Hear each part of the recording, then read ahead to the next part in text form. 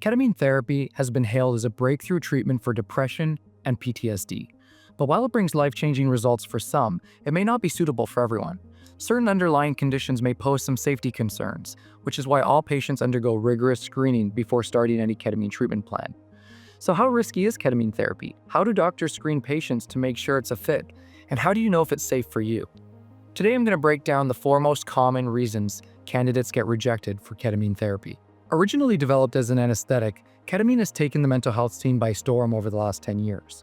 It's become recognized as a legitimate therapy for conditions like treatment-resistant depression, PTSD, chronic pain, OCD, and more. Ketamine is different from traditional psychiatric medications because it targets a different chemical system in your brain. Most traditional treatments target either the dopamine or serotonin systems, two feel-good chemicals associated with pleasure, happiness, reward, and mood regulation. Instead, ketamine targets another chemical called glutamate, which has been linked with our brain's ability to rewire itself. Increasing glutamate encourages new brain cells to grow, new connections to be formed, and old connections to be cut off, a process known as synaptic plasticity. This means ketamine's really good at helping you break free from unhelpful thought patterns and see things in a new light, which can translate into long-term behavior change when used therapeutically.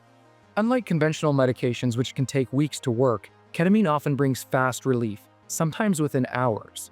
In Canada, it's administered through IV infusions, intramuscular injections, nasal spray, or lozenges.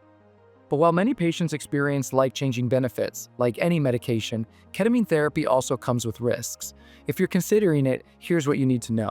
If you Google ketamine risks, many results will pop up about recreational ketamine use, where the dosage is much higher than that we use in the clinic, and the substance likely isn't in a pure form. In a clinical setting, common side effects are mild, temporary, and non-life-threatening. They may include headache, dizziness, nausea, feeling tired after the session, feeling a bit lightheaded, increased blood pressure or heart rate, but not beyond what you'd experience in normal everyday activities. Altered perception, meaning things might look strange or sound different than you're used to. Tinnitus, or ringing of the ears. Feeling dissociated, like there's a disconnect between your mind and body. This is usually described as a floating sensation, or it can also be a full-blown, out-of-body experience. Feeling a sense of oneness with everything, which can be awe-inspiring or scary. Anxiety, which can escalate to the point of panic. This is why it's important to have a medical professional with you. Now, it's rare, but some people may have a challenging experience during ketamine therapy, especially if deep emotions or past trauma come up. In a few cases, depressive symptoms can feel a bit more intense right after treatment. But here's the good news. With the right therapeutic support and integration, these effects are usually short-lived and most people see a noticeable improvement in their mood and well-being. Safety is always a top priority. We carefully assess every patient before treatment to make sure ketamine therapy is the right fit, minimizing risks and maximizing benefits. So what exactly does the screening process look like? How do we evaluate our candidates for ketamine therapy? It's a pretty straightforward three-step process that relies on honesty and transparency between you and your healthcare provider. Remember, we aren't here to judge you or get you into trouble. These screenings are for your safety and to make sure ketamine therapy is likely to be a beneficial experience for you.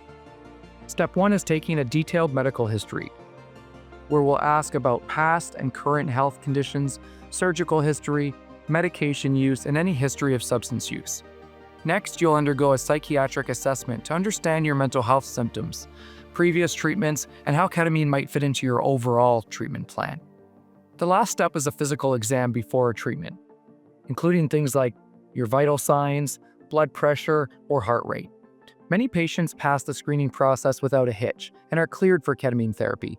However, sometimes certain factors emerge during screening that mean you might require some special consideration, or the ketamine treatment isn't right for you. These are the four most common reasons candidates get rejected for ketamine therapy. Number 1 is medication interactions. The good news for healthcare providers and patients is that generally other medications don't cause issues or interact with ketamine. However, there are a few medications that may make ketamine less effective. Some of these include lamotrigine, a medicine used for seizure disorders and bipolar depression, along with higher doses of benzodiazepines. It's super important to inform your doctor about the medications and doses you're on so that they can decide if the therapy is safe for you. Depending on the medication, You might not need to come off it completely. It could be a case of making temporary adjustments around your ketamine sessions. Number 2 is pregnancy. The second thing doctors check for before giving the green light is pregnancy. If you're pregnant or planning to be soon, ketamine therapy isn't recommended for you. We just don't know enough about its effect on baby development to be able to confidently prescribe it to expectant mothers. Interestingly, though, ketamine does seem to be an effective treatment for postpartum depression.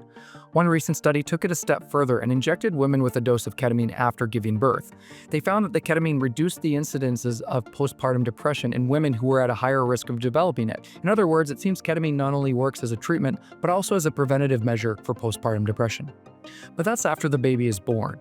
While it's still in the womb, we wouldn't recommend ketamine treatment. Number 3 is uncontrolled high blood pressure and cardiovascular risks. The third reason candidates get rejected for ketamine therapy has to do with the cardiovascular system. As we saw, one of the side effects of ketamine for some is a short-term increase in blood pressure and heart rate.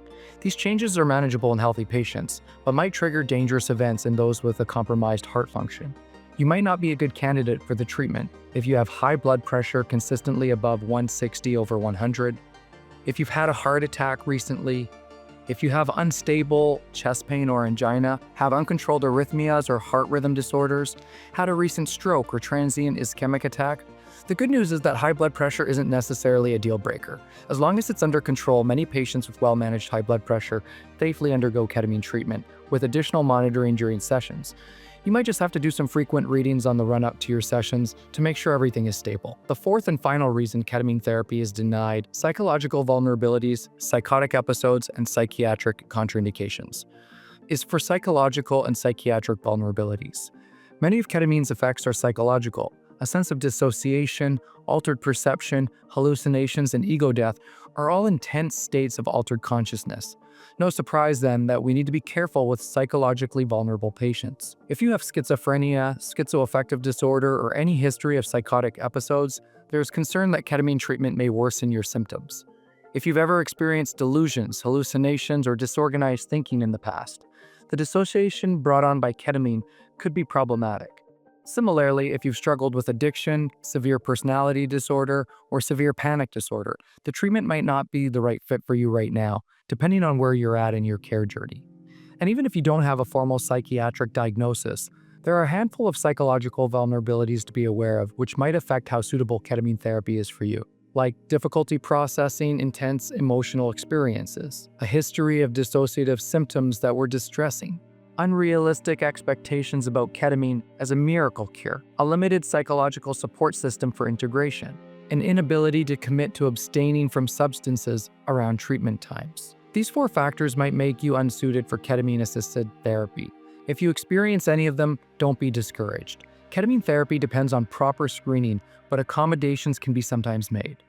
Your healthcare provider will do their best to make sure the sessions are as safe as possible for you or find the right treatment for your unique circumstances.